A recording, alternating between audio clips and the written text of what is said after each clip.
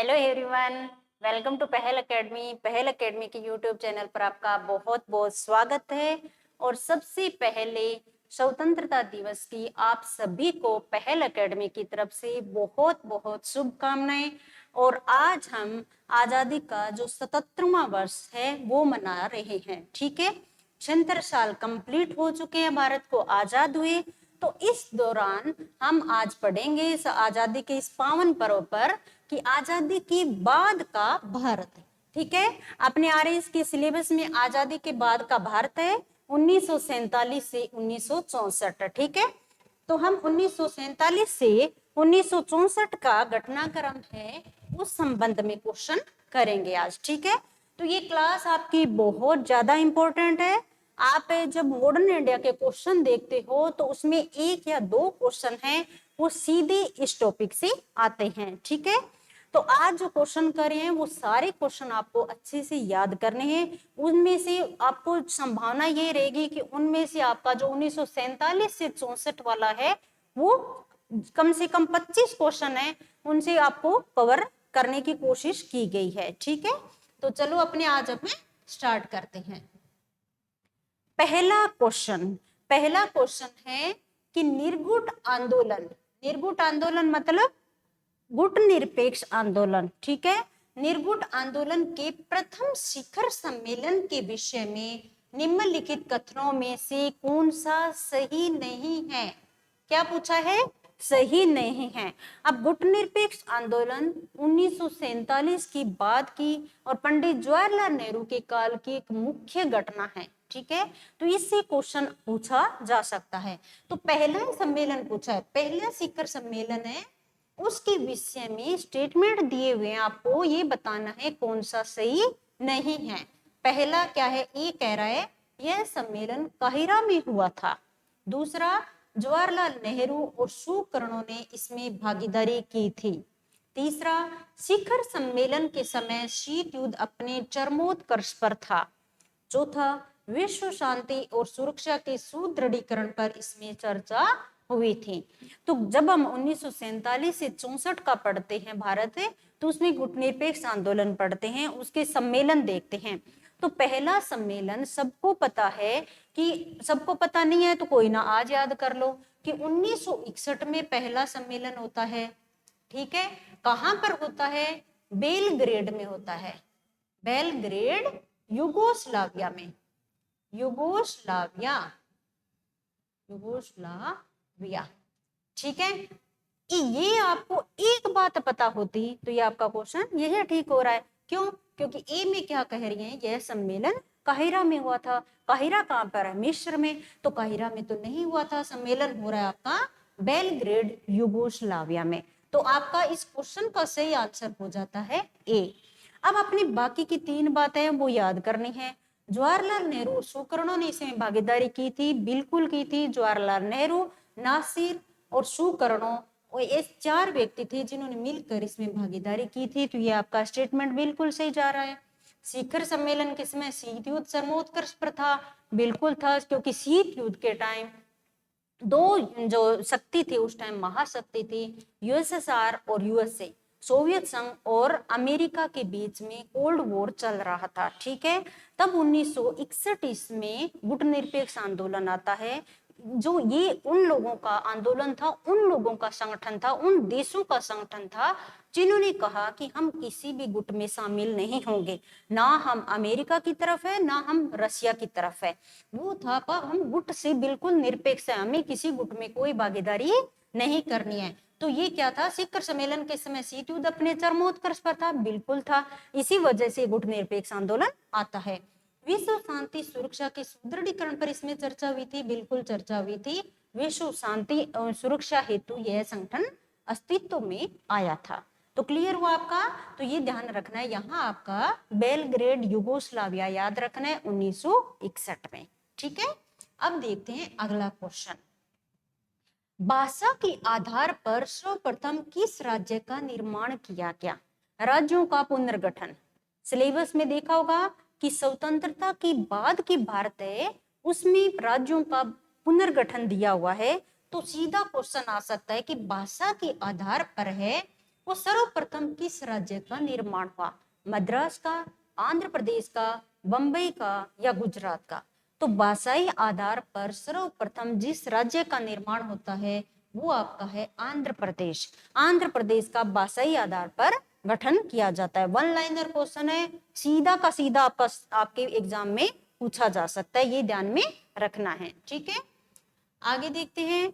निम्नलिखित को सही कालक्रम में व्यवस्थित कीजिए। जमींदारी उन्मूलन अधिनियम, हिंदू विवाह अधिनियम, न्यूनतम मजदूरी अधिनियम, अस्पृश्यता उन्मूलन अधिनियम। अब नीचे दिए गए कूट का प्रयोग कर सही उत्तर चुनिए। अब इनके बारे में अपने को इनका इसका मतलब कालक्रम में व्यवस्थित करना है, तो ये कब की है ये पता होना चाहिए। तो कब की है आपने पढ़ रखा है तो अच्छी बात, नहीं पढ़ा है तो अब याद कर लो।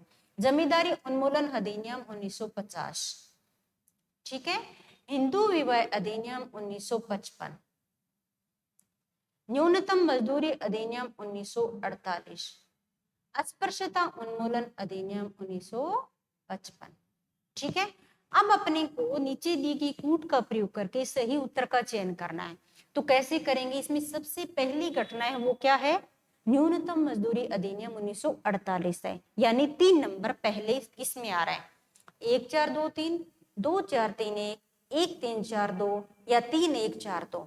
तो सीधा क्वेश्चन मिल गया अपने को, जवाब मिल गया 3 1 4 2। ठीक है, पहले न्यूनतम मजदूरी अधिनियम आता है, फिर जमींदारी उन्मूलन अधिनियम आता है, और ये दोनों 55 की घटना है। कोई बात नहीं, ऑप्शन से आपको इससे फर्क भी नहीं पड़ रहा, क्योंकि 3 1 और 2 4 या 4 2 अगर दे देते तब तो होता कि ये क्वेश्चन में अलग दिया हुआ है, लेकिन 3 1 से अपने को आंसर मिल रहा है, तो ये बात आपको यहाँ इतना ही ध्यान रखना है। इसका क्वेश्चन नंबर 3 का डी आंसर होगा। ठीक है, अब देखते हैं अगला क्वेश्चन। निम्नलिखित कथनों पर विचार कीजिए। भिलाई इस्पात संयंत्र के निर्माण में यूएसएसआर ने सहायता की। बोकारो इस्पात संयंत्र के निर्माण में अंग्रेजों ने सहायता की। उपयुक्त कथन में से कौन सा या कौन से कथन है जो सही है? ठीक है, तो 19 अब आपको 47 के बाद में पंचवर्षीय योजना आती है। सबको पता है 1951 में प्रथम पंचवर्षीय योजना आती है। हर 5 साल के बाद पंचवर्षीय योजना आ रही है, और 12 पंचवर्षीय योजना के बाद में अब दूसरा चालू हो गया। पंचवर्षीय योजना 12 ही है, 12 खत्म हो चुकी है। ठीक है, अब यहाँ क्या है कि 3 4 इस्पात संयंत्र की स्थापना हुई थी।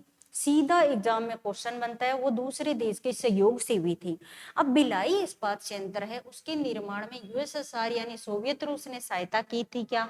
तो बिल्कुल सहायता की थी। ये स्टेटमेंट है, भिलाई इस्पात संयंत्र में यूएसएसआर लगाना है। बोकारो इस्पात संयंत्र के निर्माण में अंग्रेजों ने सहायता की, तो ये आपका यहाँ गलत होता है।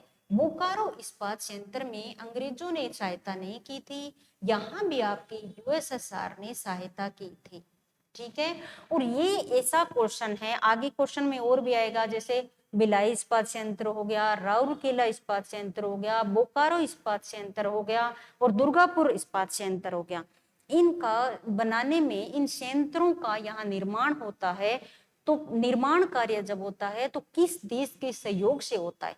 ये क्वेश्चन आपका बहुत ही इंपॉर्टेंट क्वेश्चन है, बहुत बार एग्जाम में पूछा गया है, तो आपके लिए ये इंपॉर्टेंट हो जाता है। तो याद रखना, भिलाई इस्पात संयंत्र है वो यूएसएसआर के सहयोग से होता है, बोकारो इस्पात संयंत्र है वो भी यूएसएसआर की सहायता से निर्माण होता है। तो कौन सा सही हो गया? अब आपको पता चल गया कि 1 नंबर है वो सही है, केवल 1 है सही है, ये ध्यान में रखना है। दूसरा गलत हो जाता है क्योंकि अंग्रेजों की सहायता नहीं थी, यहाँ यूएसएसआर ने सहायता की थी। ठीक है, अब चलते हैं नेक्स्ट। आचार्य विनोबा भावे को जो अपने भूदान आंदोलन के माध्यम से भू सुधार या भूमि वितरण करना चाहते थे, प्रथम भूदान 18 अप्रैल 1951 को किस ग्राम में प्राप्त हुआ? आचार्य विनोबा भावे ने भूदान आंदोलन चलाया था, जिसके तहत भूमि दान में दी गई थी। यहाँ पूछा है कि इनको पहली भूमि का दान 18 अप्रैल 1951 को किया गया था, लेकिन किस गांव से इन्हें भूदान मिला था? तो अब आपको देखना है आंध्र प्रदेश के उत्तरी तटीय क्षेत्र में श्रीकाकुलम में, या आंध्र प्रदेश के नेल्लोर जिले में अल्लूर में, या आंध्र प्रदेश के तेलंगाना क्षेत्र में पोचमपल्ली में, या आंध्र प्रदेश के तटीय क्षेत्र में अमलापुरम में। ठीक है, तो ये भी क्वेश्चन बहुत ज्यादा इंपॉर्टेंट है। याद कर लो कि आचार्य विनोबा भावे ने भूदान आंदोलन चलाया था। उनको पहला भूमि का दान 1951 में आंध्र प्रदेश के तेलंगाना क्षेत्र के पोचमपल्ली में दिया गया था। पोचमपल्ली में भूदान मिला कब? 18 अप्रैल 1951 को। सीधा क्वेश्चन कई बार ऐसा पूछ ले कि भूदान आंदोलन किसके नेतृत्व में चला था, तो आचार्य विनोबा भावे के नेतृत्व में।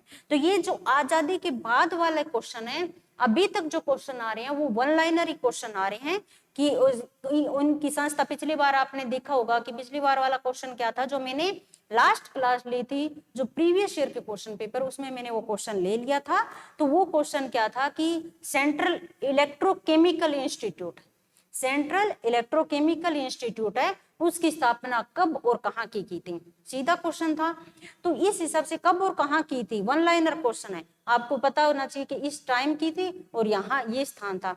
उसी टाइम अभी तक क्या है कि जो 1947 के बाद पूछा जा रहा है वो क्या वन लाइनर है, सॉरी वन लाइनर है। तो ये आपको ध्यान में रखना है कि विनोबा भावे वाला तेलंगाना क्षेत्र के पोचमपल्ली में इन्हें भूदान मिला था। ये बहुत इंपॉर्टेंट क्वेश्चन है। ठीक है, अब चलते हैं नेक्स्ट। भारत की संसद द्वारा राज्य पुनर्गठन अधिनियम किस वर्ष पारित किया गया? ये अपने पॉलिटी में भी पढ़ते हैं। और भारत, क्योंकि यहाँ इस वजह से क्यों साफ लिखा है सिलेबस में राज्यों का पुनर्गठन, तो भारत की संसद ने राज्य पुनर्गठन अधिनियम किस वर्ष पारित किया? 1953, 1954, 1955 या 1956। तो राज्य पुनर्गठन अधिनियम 1956 का है। ठीक है, राज्य पुनर्गठन अधिनियम 1956 में भारत की संसद के द्वारा पारित किया गया था। ठीक है, आगे इसके बारे में और क्वेश्चन है वो देखेंगे। जवाहरलाल नेहरू के प्रधानमंत्री काल में निम्नलिखित में से किस एक उद्देश्य से एक उच्च स्तरीय समिति का गठन होता है जिसकी अध्यक्ष बलवंत राय मेहता थे? जवाहरलाल नेहरू के काल की घटना है, एक समिति बनती है, उसके अध्यक्ष बलवंत राय मेहता को बनाया जाता है। वो समिति है वो कौन से उद्देश्य के लिए बनाई गई थी, ये बात आपसे पूछी गई है।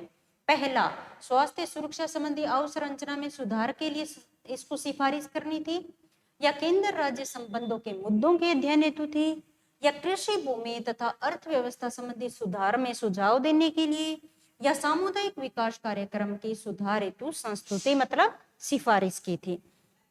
तो जवाहरलाल नेहरू के प्रधानमंत्री काल में बलवंत राय मेहता के अध्यक्षता में समिति बनती है। 1952 में सामुदायिक विकास कार्यक्रम में सुधार हेतु उसे सिफारिश करनी थी। सामुदायिक विकास कार्यक्रम में सुधार हेतु संस्तुति हेतु बलवंत राय मेहता की अध्यक्षता में समिति बनती है। कब? 1952 में। एक और बलवंत राय मेहता समिति आती है, कहाँ की, वो किससे संबंधित है? वो है 1957 की पंचायती राज से संबंधित समिति है बलवंत राय मेहता समिति। ये भी आपको ध्यान में रखनी है क्योंकि ये भी 1964 से पहले की घटना है। ठीक है, अब आगे देखते हैं स्टेटमेंट, और आपको ये कथन और कारण वाला क्वेश्चन है। पहला, गोवा के भारत के एकीकरण के समय रूस ने इसके लिए भारत का संयुक्त राष्ट्र में समर्थन किया था। जब गोवा का भारत में एकीकरण होता है, कब होता है? 1961 में होता है, और गोवा को पुर्तगालियों से लिया जाता है। पुर्तगाल ने गोवा पर, आपको ध्यान होगा, अब जब अंग्रेजों का आगमन और जब उस टाइम यूरोपियों का आगमन पढ़ते हैं तो पुर्तगाल पड़ा था, तो 1510 में बीजापुर के शासक से गोवा ले लिया था पुर्तगालियों ने। तब से लेकर 1961 तक गोवा पुर्तगालियों के नियंत्रण में रहता है। यहाँ पर कहा है कि गोवा के भारत में एकीकरण जब 1961 में एकीकरण होता है, उस टाइम रूस ने इसके लिए भारत का संयुक्त राष्ट्र में समर्थन किया था। कारण, रूस भारत को गुटनिरपेक्ष आंदोलन से दूर हटाना चाहता था। तो क्या कथन और कारण दोनों सही है? और अगर सही है तो क्या कथन है उसकी ये कारण व्याख्या कर रहा है, ये पूछा गया है। तो यही आपके चारों ऑप्शन है। तो आपको अब अगर कथन कारण दोनों सही पता होगा तब अपने कारण व्याख्या वो बात की बात है वो फिर देखेंगे। पहले तो अपने को स्टेटमेंट पता होना चाहिए कि स्टेटमेंट है वो सही है या गलत। तो पहली बात तो है कि गोवा का भारत में जब एकीकरण होता है 1961, उस समय जब रूस ने भारत का संयुक्त राष्ट्र में समर्थन किया था, ये स्टेटमेंट आपका एकदम सही है। कारण क्या था कि रूस भारत को गुटनिरपेक्ष आंदोलन से दूर हटाना चाहता था? बिल्कुल नहीं, रूस भारत को गुटनिरपेक्ष आंदोलन से दूर नहीं करना चाह रहा था। तो ये स्टेटमेंट आपका गलत है। अब ए सही है और आर गलत है, सेम टू सेम आपको कहीं ना कहीं एबीसीडी में मिलेगा कि ए सही है और आर है गलत है। ये आपका सही उत्तर हो गया। ठीक है, तो इसमें आपको स्टेटमेंट सही होना चाहिए। कई बार क्या होता है कि कथन और कारण, एक कथन दिया होता है एक कारण होता है, वो ये समझना, पहली बात अपने को ये देखना होता है कि कथन और कारण दोनों सही है क्या। फिर अपने को ये देखना होता है कि कथन है कारण है उससे रिलेटेड है क्या, कहीं ना कहीं वो कथन वाली जो घटना है उसका कारण जो निचली वाली लाइन में लिखा हुआ है वो कारण है या नहीं, एग्जैक्ट है, तब आपको ए आर दोनों सही, आर ए का सही स्पष्टीकरण लगाना होता है। ये ध्यान में रखना, ए और आर हो कभी भी हो, पहले दोनों को देखो, एग्जैक्ट आपको आंसर पता हो कि ए और आर दोनों घटनाक्रम सही है, पहले तो ये देखो।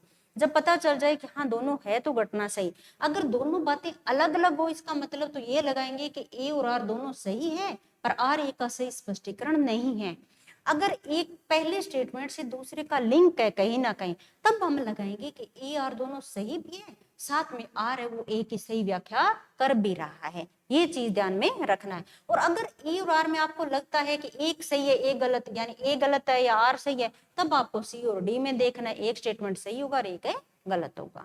ठीक है, इस हिसाब से आपको ध्यान में रखना है। आगे चलते हैं। जवाहरलाल नेहरू के काल में भारत में निम्नलिखित प्रौद्योगिकी संस्थानों में सबसे पहले किसकी स्थापना हुई?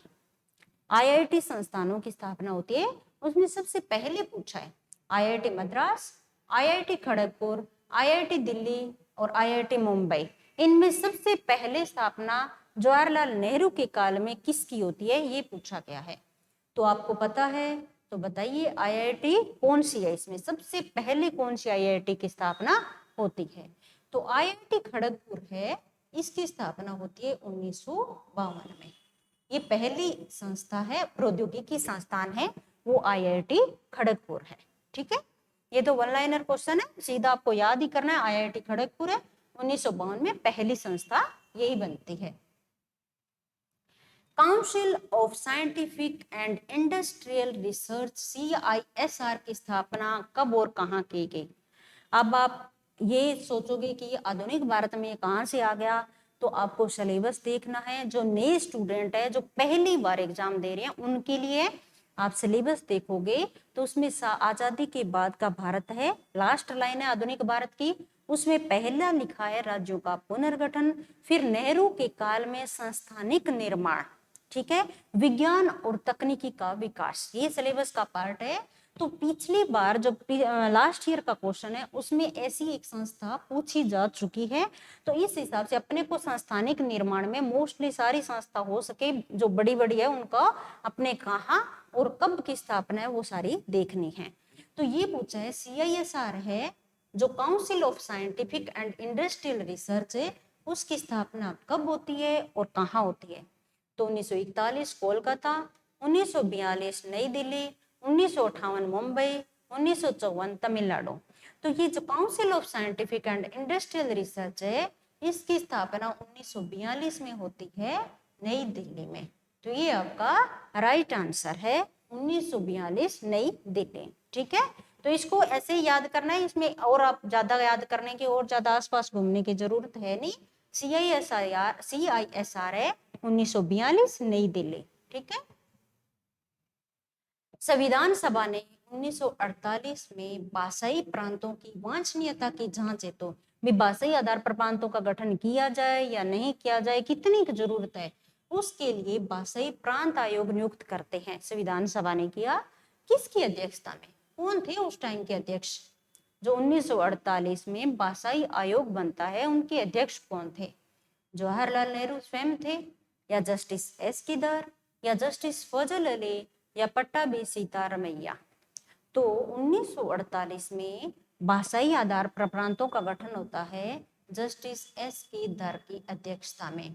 जस्टिस एस की दर की अध्यक्षता में एक भाषाई प्रांतीय आयोग का गठन होता है। ठीक है, ये ध्यान में रखना है।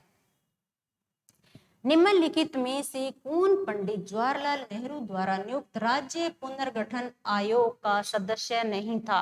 पहले क्वेश्चन कर चुके हैं अपने। राज्य पुनर्गठन आयोग कब आता है? 1956 में संसद ने अधिनियम बनाकर राज्य पुनर्गठन आयोग पढ़ा है अभी अभी क्वेश्चन में। अब पूछे है कि उस राज्य पुनर्गठन आयोग है उसका सदस्य कौन नहीं था?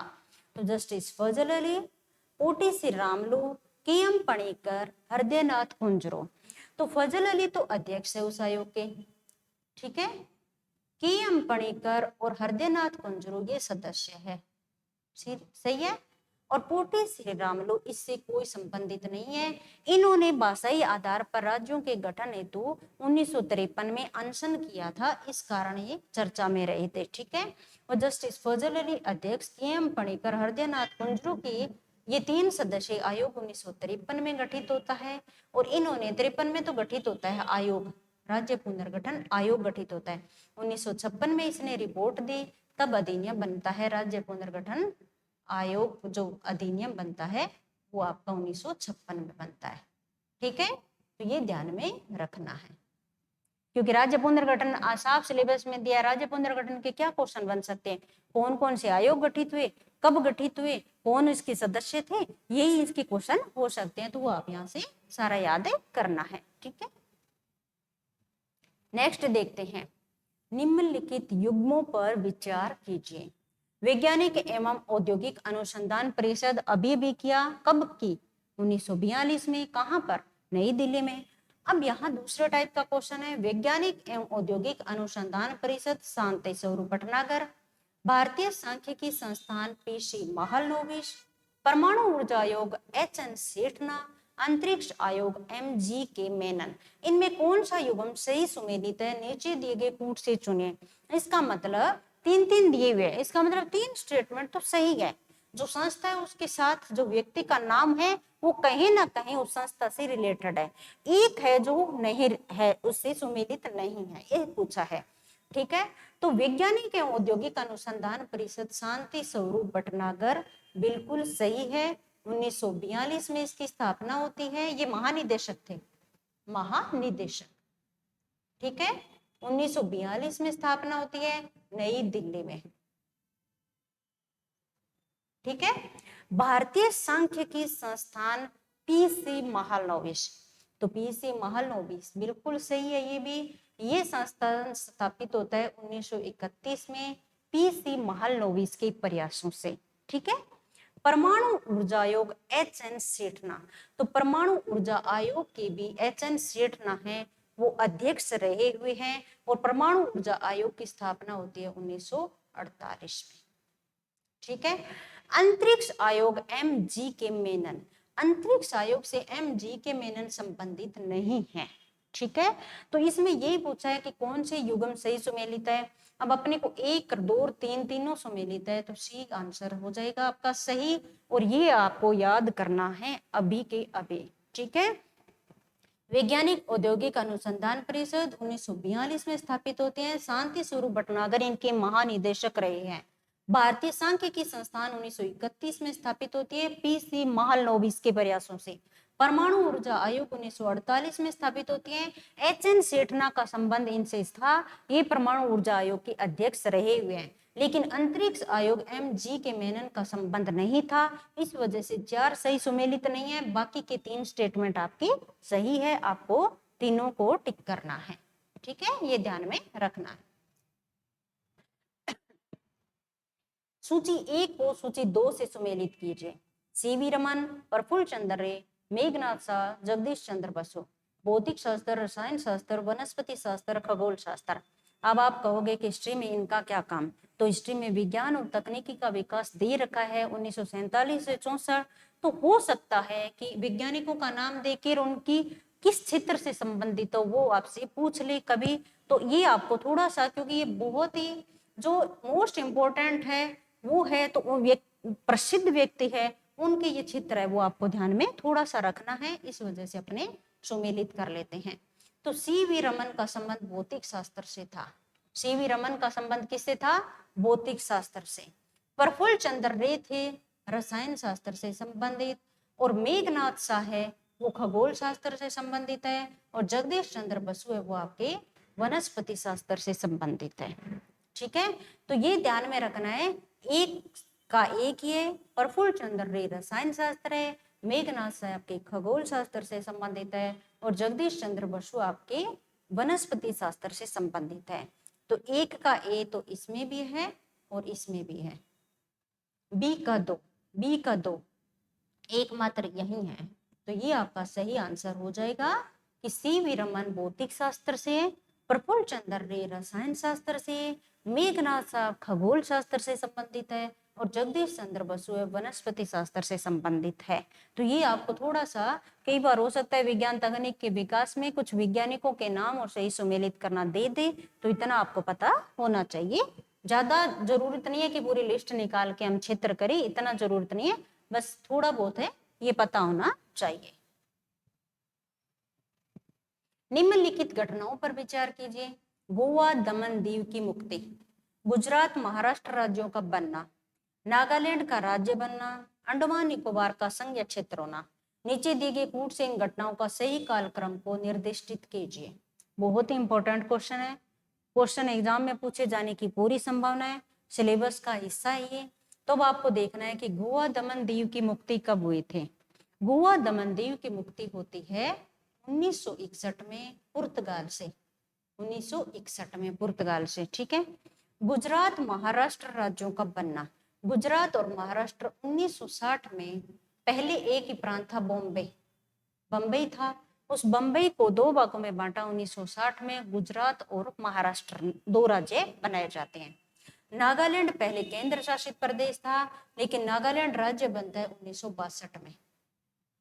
ठीक है, अंडमान निकोबार है वो संघीय क्षेत्र कब बनता है, तो अंडमान निकोबार जब 1956 का राज्य पुनर्गठन अधिनियम की सिफारिश आती है, जब राज्य पुनर्गठन अधिनियम, जो राज्य पुनर्गठन आयोग है वो सिफारिश करता है, उसके बाद राज्य पुनर्गठन अधिनियम बनता है, उससे राज्यों का जो होता है कितने राज्य बनाए जाते हैं, 14 राज्य, और कितने संघ शासित प्रदेश बनाए जाते हैं, उसी में अंडमान निकोबार संघ शासित क्षेत्र बन जाता है 1956 में। अब समय सही कालक्रम में अपने आप व्यवस्थित कर लोगे आप आराम से, क्योंकि पहली घटनाक्रम में अंडमान निकोबार का संघीय क्षेत्र बनना, फिर गुजरात महाराष्ट्र राज्य बनते हैं 60 में, फिर गोवा दमन दीव की मुक्ति होती है 61 में, और फिर नागालैंड राज्य बनता है 1962 में। तो क्या होगा ये घटनाक्रम, कैसे होगा, 4, 2 और 4 के बाद 2, फिर आपका 1 और फिर 3, 4, 2, 1, 3। तो 4, 2, 1, 3 अपने ऑप्शन में है, बिल्कुल है, 4, 2, 1, 3 ये हो जाएगा। तो डी आपका सही आंसर हो जाएगा, 4, 2, 1, 3 यही है अपने, तो इस हिसाब से आपको ध्यान में रखना है। अब अगला क्वेश्चन देखते हैं। दुर्गापुर के स्टील प्लांट की स्थापना किस पंचवर्षीय योजना में हुई थी। मैंने बताया 4 है, राउरकेला, बोकारो, दुर्गापुर और भिलाई इस्पात संयंत्र। चारों आपको याद होने चाहिए, और चारों से जब क्वेश्चन आता है तो सेम क्वेश्चन आता है, क्या तो कौन सी पंचवर्षीय योजना ये ध्यान रखना है, या किस देश के सहयोग से, इतना ही ध्यान रखना है। तो दुर्गापुर के स्टील प्लांट की स्थापना है तो किस पंचवर्षीय योजना में होती, प्रथम पंचवर्षीय योजना, द्वितीय पंचवर्षीय योजना, तृतीय पंचवर्षीय योजना या चतुर्थ पंचवर्षीय योजना। तो द्वितीय पंचवर्षीय योजना की कहानी है ये सारी, दुर्गापुर का स्टील प्लांट है वो द्वितीय पंचवर्षीय योजना बना था। अब याद यहाँ साथ साथ ये भी याद कर लो किसके सहयोग से है, तो ब्रिटेन के सहयोग से, ये आपके ब्रिटेन के सहयोग से। और इतनी देर वाला कौन सा किया था, वो एक लिस्ट बना लेना, चारों याद करना है, बहुत ही अच्छे से याद करना, कभी ना कभी एग्जाम में सीधा का सीधा क्वेश्चन आएगा। ठीक है, कि दुर्गापुर के स्टील प्लांट की स्थापना किस पंचवर्षीय योजना में, द्वितीय। दुर्गापुर के स्टील प्लांट की स्थापना किस देश के सहयोग से हुई, तो ब्रिटेन के सहयोग से हुई। क्लियर है, सीधा इतना ही याद करना है, द्वितीय पंचवर्षीय योजना कौन से देश के साथ, कई बार सुमेलित करना आ जाएगा, राउरकेला वो कौन से तो जर्मनी के सहयोग से, यहाँ लिख देती हूँ मैं, राउरकेला इस्पात संयंत्र है सारे ये है जर्मनी के सहयोग से। ठीक है, जर्मनी के सहयोग से, कहां पर है, उड़ीसा में। दुर्गापुर पश्चिम बंगाल में, ब्रिटेन के सहयोग से। भिलाई अभी किया, सोवियत रूस के सहयोग से। बोकारो सोवियत रूस के सहयोग से। चारों को सुमेलित करना भी बहुत बार पूछा गया है, वो भी आपको ध्यान में रखना है। आगे देखते हैं, सेंट्रल ड्रग रिसर्च इंस्टीट्यूट की स्थापना कब और कहां पर की गई थी?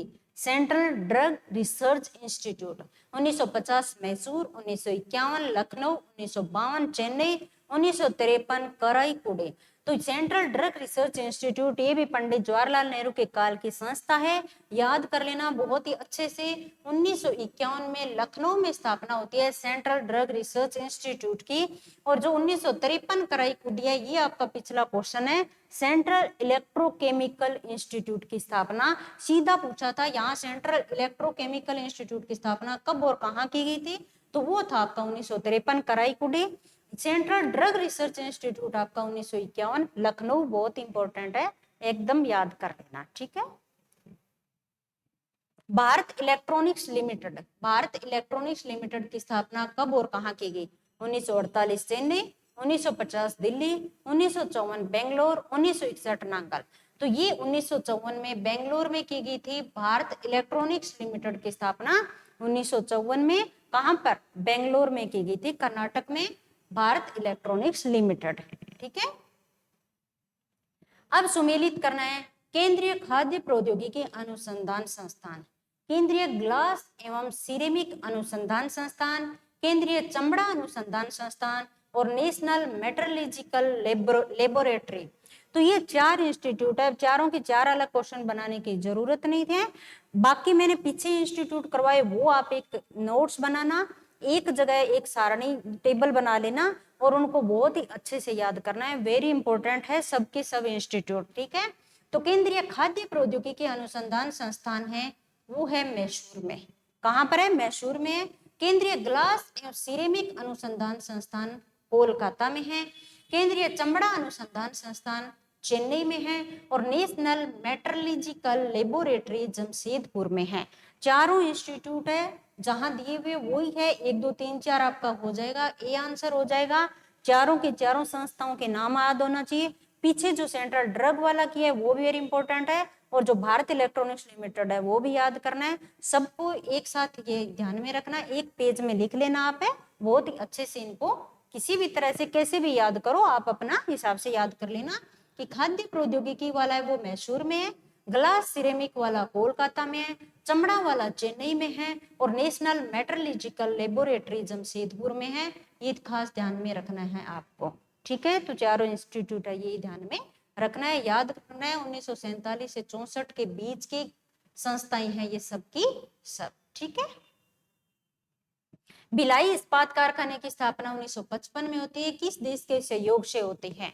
जर्मनी, ब्रिटेन, सोवियत रूस, इनमें से कोई नहीं, पहले भी देख चुके हैं, ये सोवियत रूस के सहयोग से होती है भिलाई इस्पात संयंत्र के। और राउल किला उड़ीसा है वो जर्मनी के सहयोग से, दुर्गापुर है वो आपकी ब्रिटेन के सहयोग से स्थापित होती है, बोकारो है वो सोवियत रूस के सहयोग से। चारों याद रखना है, द्वितीय पंचवर्षीय योजना की बात है।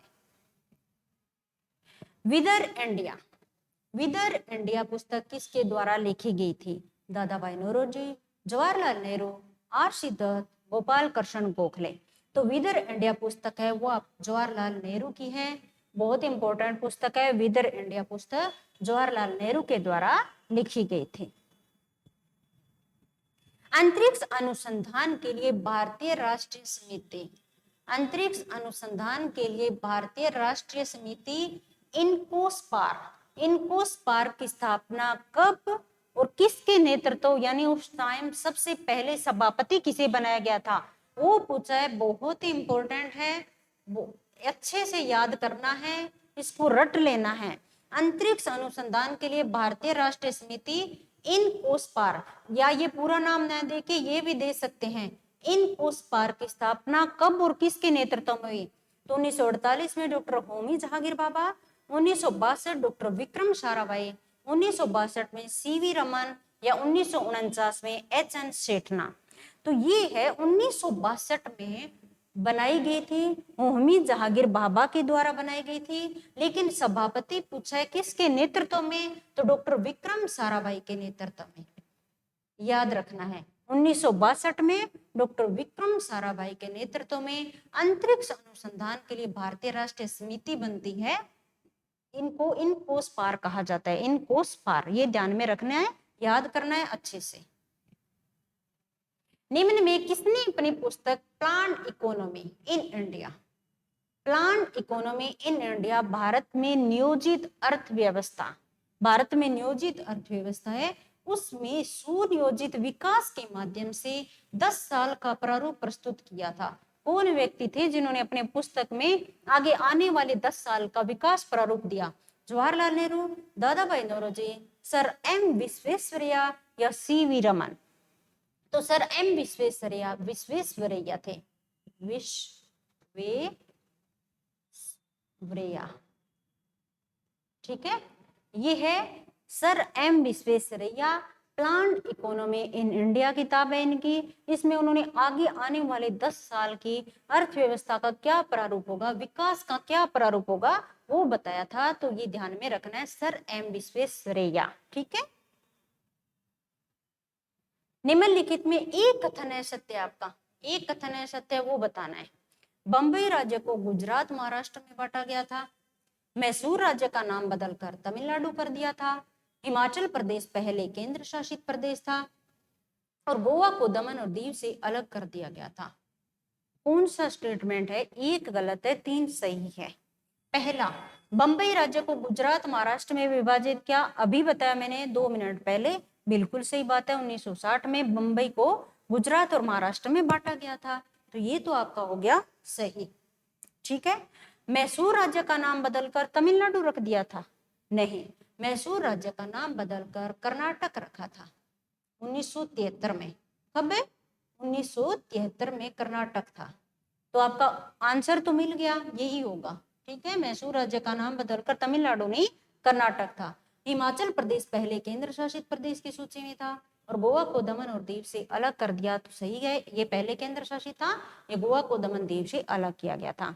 ये क्वेश्चन राज्यों का पुनर्गठन है उसमें है, और ये क्वेश्चन आपके एग्जाम में पूछा गया है शायद 2018 वाली आरएस प्री में, आरएस प्रीलिम्स में ये क्वेश्चन आया हुआ है। 18 नहीं तो 16 की होगा, एग्जैक्ट मेरे को नहीं पता कौन सी है, पर ये क्वेश्चन आया हुआ है। तो इस टाइप, कहने का मतलब ये है कि ये आया हुआ इस वजह से ये नहीं कि आप इस पर विशेष ध्यान दो, बताने का ये है कि इस टाइप के क्वेश्चन ऐसे आते हैं। तो जितने भाषा के आधार पर पुनर्गठन हो या जिस आधार पर राज्यों का पुनर्गठन हो, जितने क्वेश्चन करवाए वो अच्छे से देखना है आपको। उससे आसपास के आपके दिमाग में और उसके आसपास की कुछ बात और हो तो वो भी साथ में नोट करते जाना है। और 47 से 64 का आपको बहुत अच्छे से ध्यान में रखना है, क्योंकि अगर 5 मॉडर्न हिस्ट्री के क्वेश्चन आ रहे, इतनी बड़ी मॉडर्न इंडिया है, उसमें अगर 5 क्वेश्चन आ रहे हैं तो एक क्वेश्चन यहाँ से आएगा जो बहुत ही छोटा सा पार्ट है, ठीक है। तो ये आपको बहुत ज्यादा ध्यान में रखने की जरूरत है। अब लास्ट क्वेश्चन एक और देख लेते हैं। निम्नलिखित युग्मों पर विचार कीजिए। आंदोलन नायक है, ये 47 से पहले का क्वेश्चन है, बहुत इंपॉर्टेंट है, तो अपने यहाँ देख लेते हैं। अखिल भारतीय अस्पृश्यता विरोधी लीग महात्मा गांधी, अखिल भारतीय किसान सभा, ये सभा है यहाँ, स्वामी सहजानंद सरस्वती, आत्मसम्मान आंदोलन, ईवी रामास्वामी नायकर, कौन सा युग्म है जो सही सुमेलित है? तो अखिल भारतीय अस्पृश्यता विरोधी लीग है, लीग बनाई थी वो महात्मा गांधी की है, बिल्कुल सही है। अखिल भारतीय किसान सभा स्वामी सहजानंद सरस्वती की थी, बिल्कुल है। आत्मसम्मान आंदोलन ईवी रामास्वामी नायकर, बिल्कुल सही है। तो तीनों से स्टेटमेंट आपके सही है, तो इसका सही आंसर हो जाएगा 1, 2, 3, यानी डी इसका सही आंसर हो जाएगा। तो आपको ये 25 क्वेश्चन 1947 से 64 का है, कोशिश कीजिए कि इसमें से मोस्टली कोर्स है कवर हो जाए। किस टाइप के क्वेश्चन पूछे जा रहे हैं पहले उसका देखा गया, और उसके बाद ये क्वेश्चन बनाए गए हैं। तो आप इनको अच्छे से ज्यादा इसको बार पढ़ना है, इसको नोट्स बना लीजिए, आपको बार बार रिविजन करना है, ये आपके बहुत काम आएंगे, ठीक है। तो इसको बहुत अच्छे से आपको करना है। और एक बार फिर आप सभी को स्वतंत्रता दिवस की बहुत बहुत शुभकामनाएं।